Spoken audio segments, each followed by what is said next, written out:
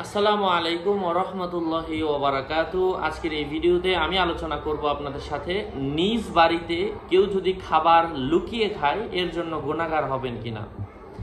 এ বিষয়ে ইসলাম কি বলে আলোচনা বুঝতে ধৈর্য ধরে সাথেই থাকবেন। এই ছোট্ট ইউটিউব চ্যানেলটি যদি এখনো সাবস্ক্রাইব করে না থাকেন অবশ্যই সাবস্ক্রাইব করতে ভুলবেন না।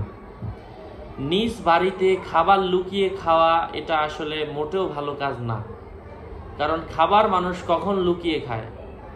যখন এটার মধ্যে কোনো উদ্দেশ্য থাকে, অথবা কাউকে দিবে না, মনোমালিন্যতা, এমন অনেক কিছু থাকে।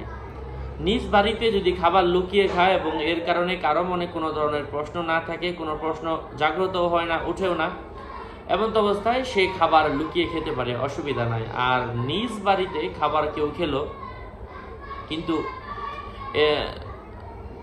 এতে মনে করেন আপনি লুকিয়ে খেলো কিন্তু কাউকে দিল না, তো যারা বাড়িতে আছে তারাও কিছু কম বেশি হকদার, তো তাদেরকে না দেওয়ার কারণে হয়তো মোটামুটি সে যদি তাদের উপর তার ভরণ পোষণের দায়িত্ব থাকে, যে মা বাবা আছে, তাদের আর কেউ নাই, অন্য কোনো ভাই নাই, বোন নাই, থাকলেও তারা দেখে না, যেহেতু আপনার বাড়িতে আছে অবশ্যই তাদেরকে আপনি খাবার দিবেন, তাদেরকে রেখে আপনি লুকিয়ে খেতে পারেন না।